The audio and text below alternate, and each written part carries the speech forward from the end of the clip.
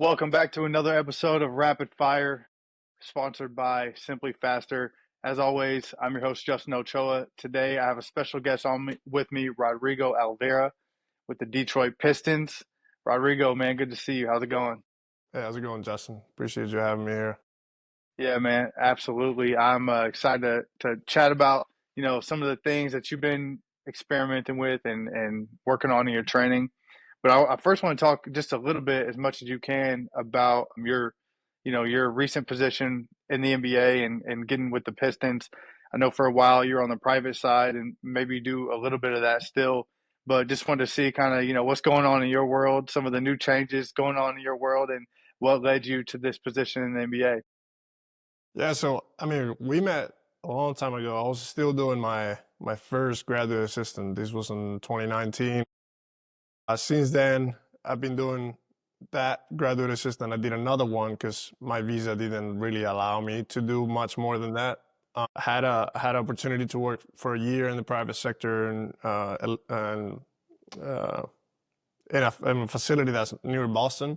That was for a year. Went back to another graduate assistantship, and then luckily we got a work visa, and that happened this past year. And then since then, I reached out to people. I was lucky enough to have met a lot of people through the way, and I ended up here. Now, my official title here is the head strength and conditioning coach for the Motor City Cruise, which is the G League affiliate for the Detroit Pistons. I'm lucky enough too that I'm working with Corey Lassinger, and he's given me the chance to work with them as well. So I have kind of like a dual role where I've been working all season with both teams, and especially now where the G League season is over, I'm full time with the Pistons right now. But it's been good. It's been a bumpy road since we met. Even before that, just because of visa challenges, but I've met very good people through the way that helped me get here.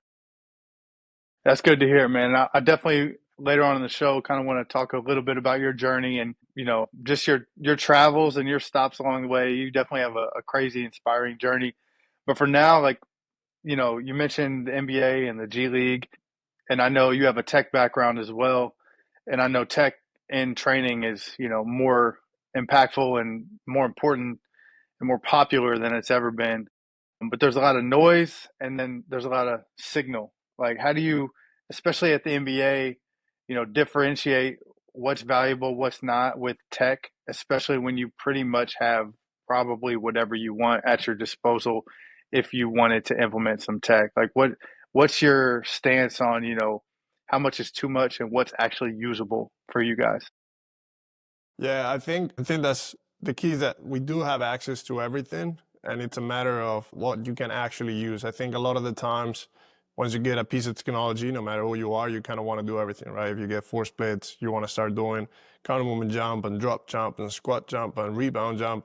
But the thing is that when you get in an environment like this, you have to be very selective on what you want to do. You can't keep a guy for an extended amount of time and do as many tests and a battery of tests that you just would like to have, especially if those tests are not really going to lead to meaningful data after all. Because I think we can get meaningful data out of every kind of test you do, but it is very rare that something is actionable, right? When you're at any professional league or even college, coach is going to do what coach is going to do, and the players need to play and they need to be healthy, and that's the main goal that you have with those athletes. I think just picking up tests that are going to be easy to do, that are not going to take a lot of time to set up, that you can do at any place, especially if you're traveling or even if it's at home when you have practice. Just make sure that it's something you can implement within training. Counter movement jump is something very easy to do before the game, after the game, even during the game if you needed to do it. Then you have different manual muscle testing that you can be doing to be tracking how local strength changes throughout the season. And then you can get a little bit more in depth when you have a profiling testing at the beginning of the year. You have more time during the off season, something that you're not going to be able to do as often. And I think those tests are not going to be as actionable because you're not going to have a lot of data to compare with. But the best tests are going to be those that you can do very often. And of those, you can actually take a lot of decisions because you can see the progress on how things are changing. You can also try to look for tests like in a counter movement jump, you get a lot of data, especially with the force curve and with everything else that you get in terms of force data. Within that just one jump, you can actually see a lot of information for that day. It might not be the end all be all, but you can have another piece of information that with conversation can lead to decisions that you can make. If somebody's not feeling great, you can confirm that there's something else going on the background. But yeah, tech is everywhere and it's tough to make it work. But I think you just gotta find what data point you're actually gonna take, you're gonna test, and you're actually going to do something with that data point.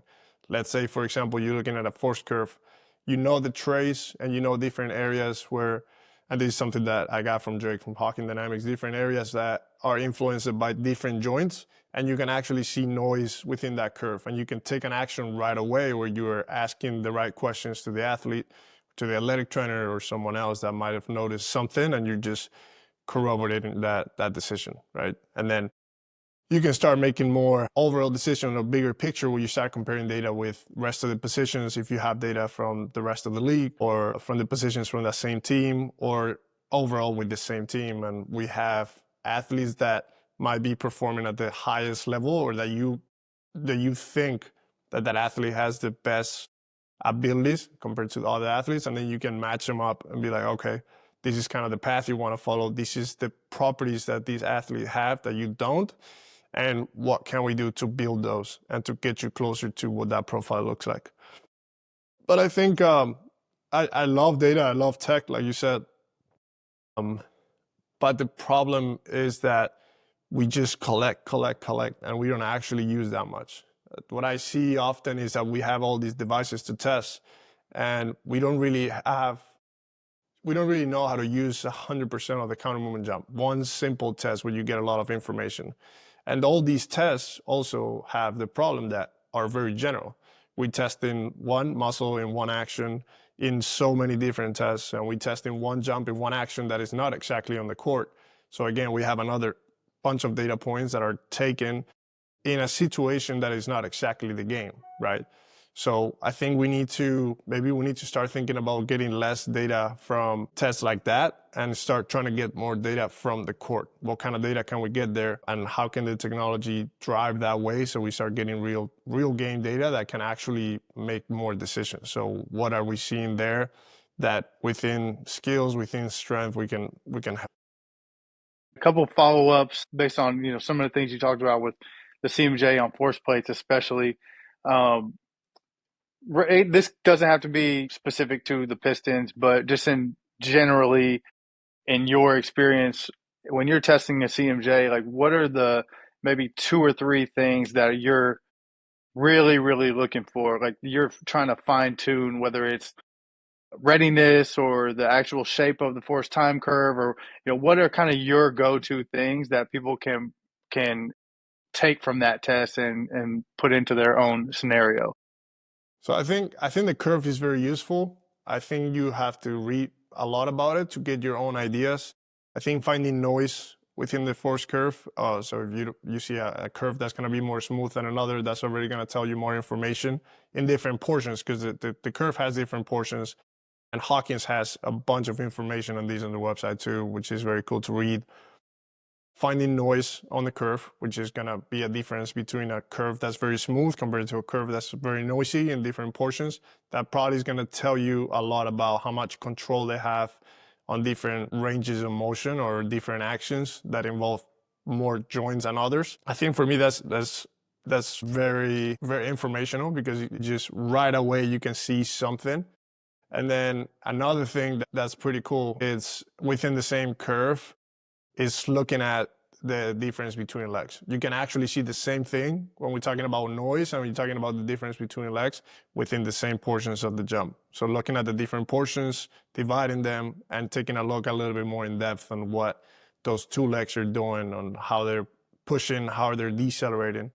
I think that's a huge piece of information you can look right away within one jump. And then you can compare over time too, right? If an athlete has pain and has shown to have a portion of the curve that's not where they're not very efficient, then you can see if those changes of that training you're doing, or overall just the development of that person is getting better in that sense. And then data wise, I think you can use so many data points, and it's tough because I always find counter arguments to the positive things I have to say of one data point. I say jump height. We all gonna use jump height. I don't think that's something that we should forget about, because at the end of the day, it's the output. But then you got to look at how they got there, how fast they got there, how much range of motion they use to get there. I think those are good pieces of information. How deep was the jump? The method of finding the output, which is the latest data, the data that's going to tell you what was the end all of the jump, and then the strategy, and then how was that created. Then you're going to have a bunch of metrics there. So let's say you can look at rate of force development. That's a metric that's going to change a lot depending on how the jump is done. So it's not always going to be the best indicator, but it's good to see how it changes over time if you compare it with other data points like jump height or modify RSI, which is another output metric that's going to give you that reactivity. I do like to use for the eccentric, or like the decelerating and the propulsive power metrics, the relative average power created during those two portions, and then you start understanding the relationship between velocity and force of that athlete on those two different sections of the curve or the jump. But yeah, I never tell people exactly what metrics I like to use, because I'm never sold in any one metric. I try to look at so many different ones in different times of the season. I've looked at power metrics are not the best metrics to look at, but they've taught me a lot in the past comparing them to other metrics. Force at minimum displacement is one that has been always consistent, because I do like to see if they produce the most amount of force they have during the whole jump in that minimum displacement position, which is the bottom position of the jump, which usually indicates is a more efficient jump. The ratio of impulse between the eccentric and the deceleration and the propulsive phase of the jump, that's been useful. Sometimes I also find counter arguments to say, well, usually the ones that show very good propulsive ability or very good metrics on the propulsive side are usually those athletes that are already very good at the deceleration portion. Because without a good deceleration, you're not going to be very good at propulsion. There's going to be very few athletes that you're going to find that are very good at propulsion without being very good at decelerating. And just because they have very good metrics on their propulsive side, that doesn't mean they're better propulsing than they're better decelerating. It means that they're very good at decelerating, and that's why their propulsion looks so good. Because everything has something to do with the other phase. From on the unweighing, the portion where the athlete starts just dropping their body weight, and how smooth that curve is, and how fast and how much percentage of their body weight they can reduce, then you go into the deceleration portion, and you can look at a bunch of metrics there that are going to give you a lot of information. Usually those two are what's going to determine what's going to happen the rest of the way. And the rest is, a lot of times, it determines a lot in terms of the length of their limbs, and they're using more their knees or the torso, or they're using the hips, they're using both, they're getting stuck at the bottom of the jump. So yeah, like the curve at the end of the day is what stays consistent for me. What shape is the curve? Is it a one high peak, very smooth? That's usually the best jumpers, the fastest, the more reactive ones. Is it that curve has like a double peak? Then that's going to tell me those jumpers are going to be a little bit slower. They have longer limbs, so they're not as fast and using that reaction portion. A lot of the times you see sometimes too athletes that are going to be more like a plateau, so they get to the top of the jump and you actually can see a flatten of the curve at the top, and that's an indicator that they cannot produce force very well at that bottom position of the jump, which is gonna usually determine a more slower athlete. And those three, and then you will see a bunch of different things, because sometimes people get off the plates and get back on the plates, and that creates like a weird curve. But seeing all those things gives you already a lot of information, yeah. Because the thing too is, and you will see this, right? Most of the time when somebody gets technology and they've been training athletes for a while, and you understand the data, you could say, well, I already knew this about the athlete. Without any data point and without me being able to put it on paper, I could have already tell you this guy is very reactive, he's very fast, he's very strong, He can get out of the hole fast. He can get by any defender. So it's like you gotta find what you couldn't see. That's the tricky portion of things. And I think that's very hard to use. The best use of the data is to actually show other people that can't really see that with their eyes, what you see with your eyes with numbers. Yep. Yeah, that's a really good point. You've got my wheels kind of spinning on some of that decel and propulsion stuff.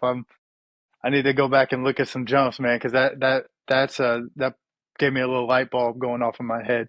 I want to switch gears a little bit from tech, which this kind of transitions perfectly. I've heard you talk on our friend Jake Tura's podcast about, just bringing back enjoyment of training and working in things that make it a little more playful, make it enjoyable for the athlete, make it sustainable for the athlete.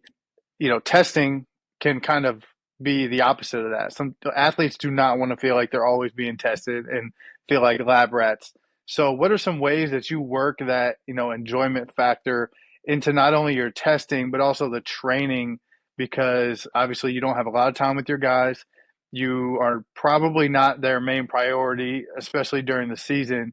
So you still have your job to do in implementing, the things that you have programmed with your team. So how do you kind of blend those things together? Yeah, so I think there is difference. So I'll talk more about the G League because that's where I've been the main responsible for everything. On the NBA side, I'm assistant with especially what Corey wants to do and what his vision is.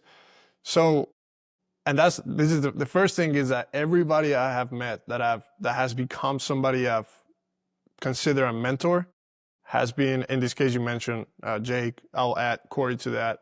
There are people that they take their job seriously. They understand the importance of the job, but at the same time, they don't. So they also know that the job we have is kind of like a kid's game, right? Hmm. So understand that not everything you do is that way or you're done, right? There's so many different ways of doing one thing. So you take a lot of pressure off your plate. And if you're able to transfer that to the athletes, then the athletes see you in a very different way. Because a lot of the times, our profession, because we're not the highlight, we're not the main point or what everybody sees, we try to make it or we try to compensate in a way. And instead of trying to do that, you create an environment where the players, there's already pressure for them to be doing that. And they don't want to do it. They want to play basketball. So play basketball, pick up for 20 minutes, 30 minutes, 1 hour, and go lift after. Most of the people like not want to, no, I'll lift tomorrow. I'll do it tomorrow when I don't have basketball. So when you ask these guys to be lifting after a game or to be lifting before or after practice, when you do that every day is so tough. So you just need to understand that when that athlete doesn't want to lift in the weight room, it's not personal. They don't want to not hang out with you. They don't want to pick up heavy stuff after you've been running and jumping and sweating and your heart rate has been through the roof for an hour or 2 hours, or you've been in and out of the bench, or you're upset with the coach or something wasn't going right. Like there's so many things there to think that, oh no, you have to do this. Then you change the narrative and be like, hey, like we have to do it. Let's find out what's the best way for you to do it. Like if you want to knock it out before the game, let's try to find those opportunities and try to do them as good as we can, although we're not going to be able to do as much time under tension or whatever it is. Then let's find those off days where it's supposed to be an off day and we want to flatten that stress, but maybe let's add a little bit of stress that's going to be different than the court and when you're off, right? That's when you start questioning doing lifts on game days. Like for the G, for example, I experimented with both, and they just like to lift off days most of the time. It's very different between the G League and the NBA because the NBA has double the games almost. But even imagine the G League compared to the college has half the games that the G League has. So you start going up the ladder and there's very few opportunities to really get that work done. But that's the key, is that you don't make it personal. Don't think it's ever personal. Don't make it sometimes you're going to have to make it mandatory. You're going to be like, hey, we need to get it in today. I know it's tough. And you also need to give them a little bit of words of encouragement in terms of, hey, I know this sucks right now. Like, I'm not going to, it sucks, but we need to get it in because this is the best time we have to get it in. And then tomorrow you can forget about me.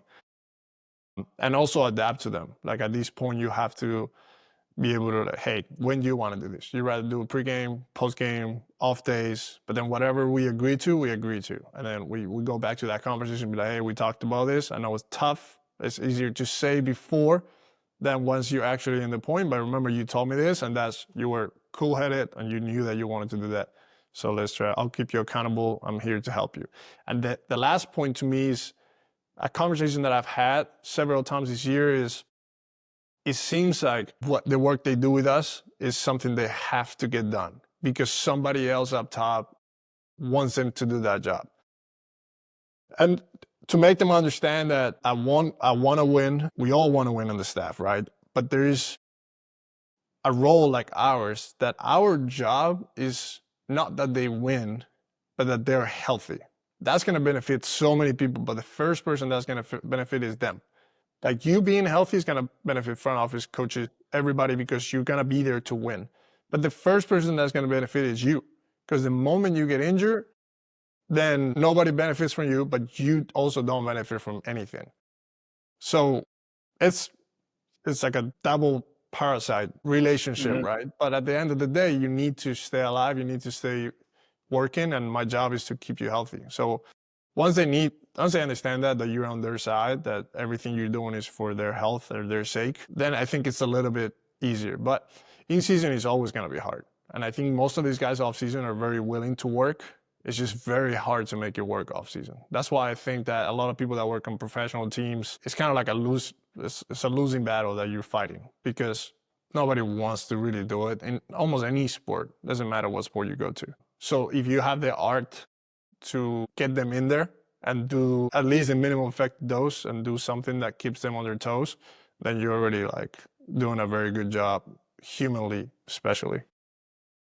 Yeah, it goes back to that human aspect and the connection, the relationship. I'm sure, you probably have different agreements with different players and you start to get to know who likes to do what and that kind of, gives you that customization over your team and makes it individual to everybody. I want to switch gears a little bit and talk about VBT. I think that's kind of where we first connected in the realm of VBT and just kind of getting to know you through that. But right now there's a big big conversation around velocity zones, and I think people are starting to rethink the velocity zones and from what we traditionally have been taught. So I was curious to get your thoughts on, where do you stand on, the classic velocity zone model versus like what's the kind of the best way to use those, or have you moved on to kind of a new model? Yeah, so I think the velocity, these all came when I'm very close friends with the people that created V-Truth. So that's why I've kind of got into the whole velocity-based training. Once I started using it, I saw the value in it. I still see the value in it. I think it changes depending on what level you're working on. But the velocity zones was something they came to me with about a year ago, and we started having conversations in terms of, hey, like we see that these kids use a lot in the US. It's not really something that people knows in Spain, just because I think the people that created those velocity zones have more influence here in the US. And in Spain, especially, we had the influence of, his name is González Badillo. He's a researcher, a guy that's been in it I think he started using velocity-based training in like 1980 something with Olympic athletes, just with his eye. That's what he talks about. But it's a very conflicting view of velocity-based training. And then when you start looking a little bit more in depth, there's several mistakes with the generalization of velocity zones, right? First of all is the creation of terms. So one of the things that he was saying, and I had a podcast with him that sometimes I'll probably translate it and put it into English. But that's the first thing he says, right? He's like, we don't need words when we have numbers. That's the beauty of numbers. If we understand numbers, we don't need to put words to it. Because the moment you put words, vocabulary gets very confusing. And that's when you start getting a lot of people that start getting those terms as if they are what they are. And you start talking about strength speed as that is a quality. Oh, strength speed, yeah, that's the quality that helps you in acceleration. And then you transfer to speed strength when you start going after the 10, 20 meter line when you're running or whatever. Reality is And this is directly how he says it. I think he said humans can, he said he can eat and they can produce force. That's all they can do. So when we think about it, and that's what he says, is that all you can do as a human is produce force. It all depends on the context you're producing that force in. It can be in a very long amount of time, and you can produce very high forces for a long amount of time because you're moving a heavy external load, or you can put very high amount of forces in very minimal amount of time because you're moving very fast. But you're only moving very fast because you produce a lot of force. So then he starts talking about how power doesn't really make a lot of sense because power is just a product of force and velocity. That's when we see in force plates and metrics of power, most of the time people are like, well, you got to take those with a grain of salt because there's two raw metrics involved there, or one metric and a secondary metric, which is velocity, involved that changes the third metric. So, and that's where everything comes in. First, criticism to using a vocabulary that makes it confusing for a lot of people. Oh, starting strength, then it might be that every athlete should start there. When we know that we don't have to start there. We can start with body weight, but we can start with 50% of the load if they have some decent technique. Like that doesn't mean that that's the portion they need to stay on to develop some kind of strength at the beginning of any cycle. That was the first criticism. The second one is that when we try to find a correlation between percentage of the 1RM and the velocity of the repetition, that is not the same for every exercise. Every exercise is going to have a different relationship. Some people will kill me for this, but sometimes every individual has a different relationship because of how developed they are. Because some individuals might not even be able to lift 90% of that 1RM. They're just not able to do it because of the type of athlete they are, because of the experience they have with weights, whatever it is. Instead of trying to see velocity zones, the problem is we got to go back now and understand that we need to use these as percentage of the 1RM and repetitions. And there's always been a lot of criticism behind hypertrophy is between 50% and 70%, whatever. Strength is between 70 and 80, and absolute strength, whatever. We're very clear now that that's not true, that you can get hypertrophy through any range of percentage of your 1RM. And the reality is that you can get very strong with any given load right now. You can get, because the strength is going to be contextual. A lot of athletes, basketball in this case, are super strong. But yeah, you put a barbell on their back and they can lift 135 pounds max. But then you go in the court and you try to get on their way and you're gonna go flying. You're not gonna be able to stop them because of the angles, because of the speed, because the strength is always contextual. So that's when it comes in that when we train with velocity-based training, you use velocities and you understand that the lower the velocity, the higher the effort.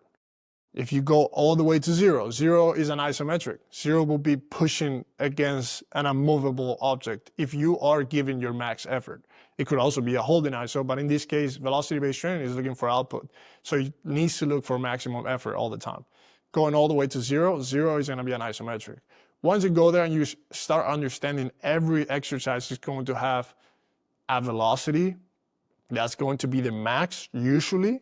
That could change, but it's going to change very rarely, and it's going to change for people that's very, very used to lifting. But you understand that, out of the top of my head, I don't know right now, but 0.35 meters per second is a 1RM for a squat. Then from there, you can start going with different velocities. And today, we change percentage of 1RM and you start using a velocity. And you know that approximately 0.68 meters per second is going to be an 80%. That's of the 1RM. So you start changing percentage of the 1RM for velocities, and it doesn't have to be exact. It could be 0.7, it could be 0.65. You can move between ranges, but now you actually need to move the load as fast as you can in order to get the actual intensity you want to be working with. So that's the first thing. You substitute a percentage of the 1RM, which can be very variable, to something that you know you have to lift at this velocity. And if you give your max effort, that is the intensity you have for that day, for sure. There's no questions to ask about it as far as you push as hard as you can.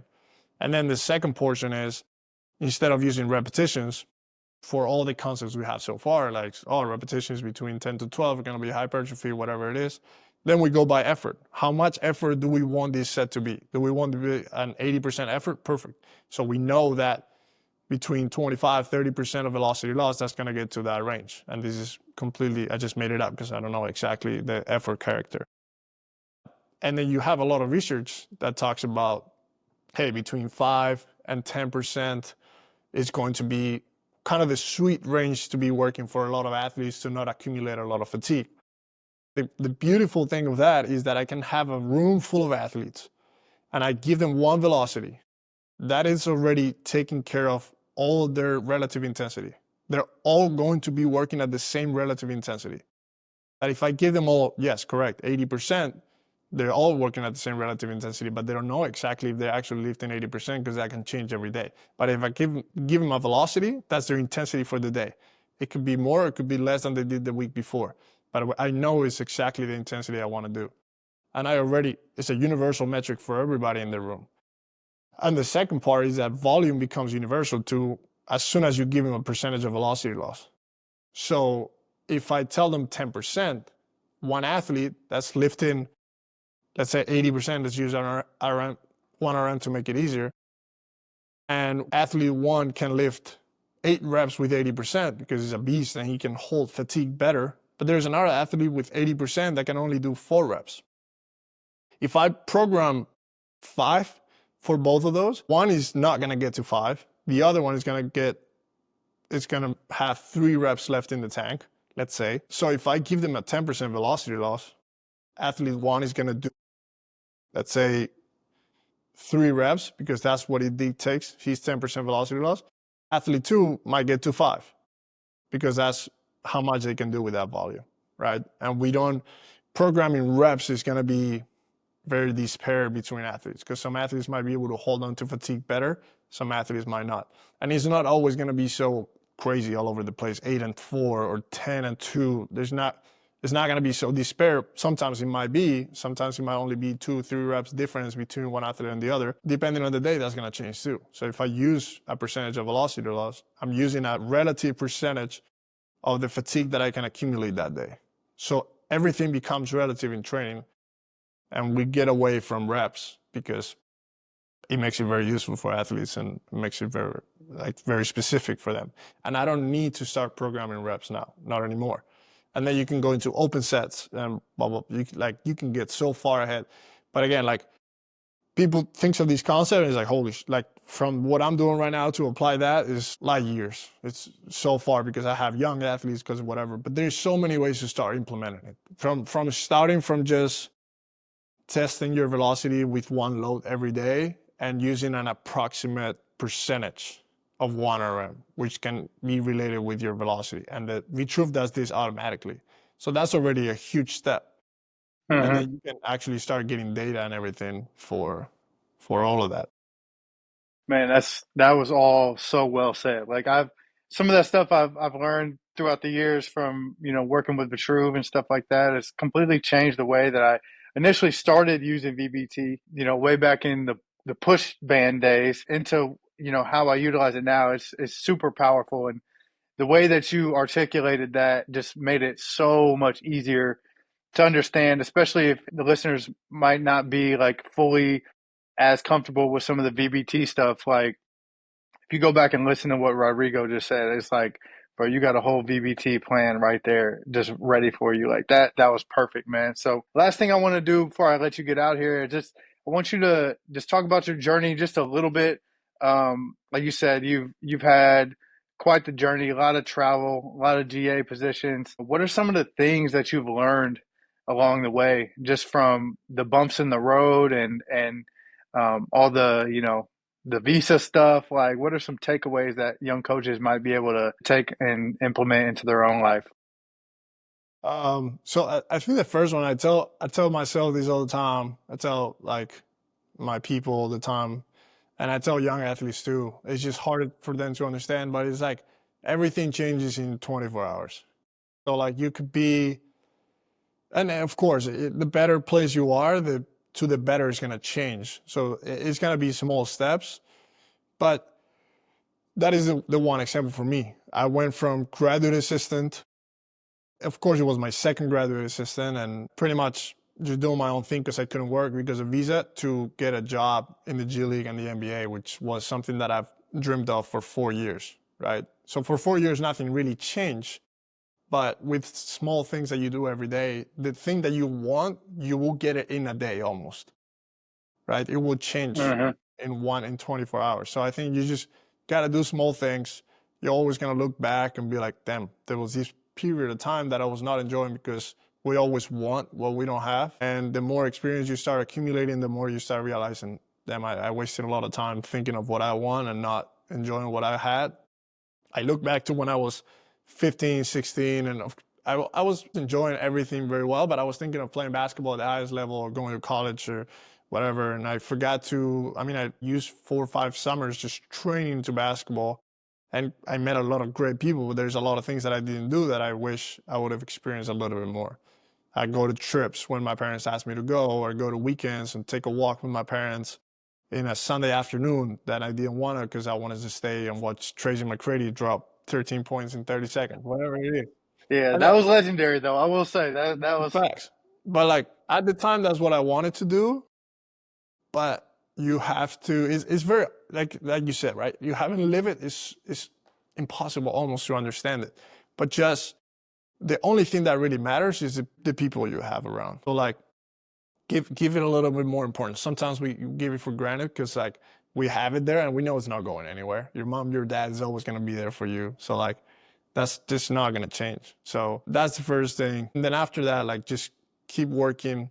If you have one thing you want to do, the best way to get there is with people again. People becomes the most important thing once again. Meet people, bring some value to people. Like I remember I met you with Jake because I wanted to meet you because I knew things about you and I was like, took a trip to Indy for 2 days, met you, spent time with Jake. Now we meet each other. Now this leads to this interview or knowing each other and the V Truth stuff we've done together. You never know what that leads, but just have time for people and like meet people, and they are the ones that are going to take you somewhere. Like this job came in because I knew certain people, not because I'm the best in paper, not even close, because I was coming off a graduate assistantship. Like that's probably unheard of because it's hard to do like that. But now when I see people and they reach out to me, I try to do my best and also understand that people is in their life, and just because they don't reach back out to you the first time, reach out again. Like nobody gets mad because you reach out. People get Hmm. angry that, oh, he read my message but didn't reply. I leave tens of messages read every day, and it's not because I don't like that person. I don't know that person. But be polite, be understanding, and just reach out, reach out, reach out until that person one day will be like, damn, this guy, like, he's very, very nice. He's just reaching out and he's interested. I'll get back to him. I don't have a lot of time, but I'll do it. So just do that with everybody that you think can help you. And not just because they can help you, but because you think you have something to learn from them. And yeah, when it comes to getting better as a coach or just as a person, they go hand to hand. We're coaches and we need to know the tech and all the insides, but trust me, like you get to the highest level of the highest, and the only thing that really matters is how is your energy, how you carry yourself, and how much you get to influence people. Like it's important to know the X's and O's, and that's gonna also make people like what you do and understand that you have a lot of value. But you won't be able to get there and show X's and O's if they don't like you as a person. Doesn't matter how smart you are, because nobody will like to be around you. So it doesn't matter how much value you bring in. If they don't like to be around you, you'll never be able to provide that value. So the technical side of things that we all work on all the time and we spend thousands of dollars on is probably the stuff that you don't need to spend that much money on. You can do on your own a lot more. You have ChatGPT, you have blogs, you have podcasts. There's so many things out there. You don't need to pay for this information. And maybe the one we should pay for is people to help us with the soft skills and to observe and to see people that are very good at it. I love that, man. That's tons of great points, tons of great advice. Before I let you get out of here, where can the people connect with you? Drop some of your social media stuff and any projects that you might have coming up. Yeah, so I have a podcast. It's called Spanish Performance. I did a first English version with Jake Turra the other day.